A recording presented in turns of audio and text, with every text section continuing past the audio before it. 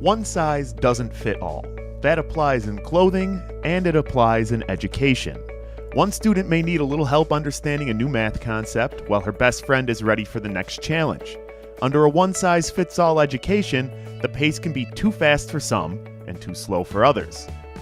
And while the future doctor may be thrilled with a detailed look at the human metabolism, the future mechanic, well, he doesn't care. That is a big challenge for schools. A teacher can't be two places at once, and schools can't afford to provide one-on-one instructors. So what does a school do to reach such a broad range of individual students? Here at Central Valley, the answer is personalized learning.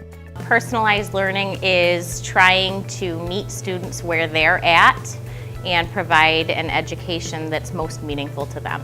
It is allowing the students to work at their own level. Breaking them into those personalized learning groups, I'm able to target those students that really are struggling and give them that one-on-one attention that they need. If one kid is struggling and the other kids are moving on, I have the ability to sit down with that student and say, what is the confusing part of this concept, and really provide that support to that student.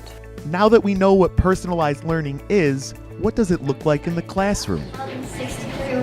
63 to 9, that rate can become a unit. Our class starts out with the students are independently working on a bell ringer that reviews the previous night's task.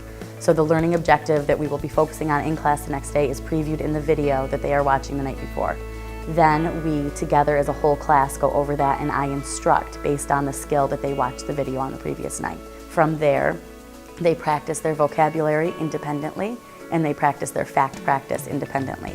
Then we break up into our groups where 2 out of the 3 groups are independent practice and one of them is a collaboration where they work with their peers. Either I present the material or we're watching some sort of video that I feel is delivering the material. We do is when we partner up, small groups, application of the skill. You're going to practice it independently, make sure you have an understanding of it.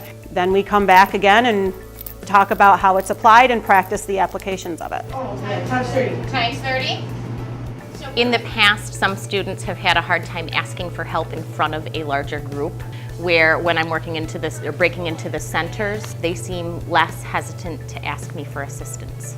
Other classes, we didn't do like centers or collaboration or anything like that, so I didn't really understand as much because I didn't get to talk to people about it that much. So I like this way better. When we started introducing this, a lot of my kids were saying, this is fun. I like that I can do it at my, assess myself and move on at my own pace. It just makes it easier, but also more challenging at the same time. I say more challenging because we can move on to more difficult things.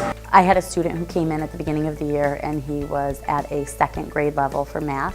From September to January, he grew 3 grade levels according to his iReady diagnostic, and I do attribute that to the fact that he's getting that individualized attention that he needs during the class time.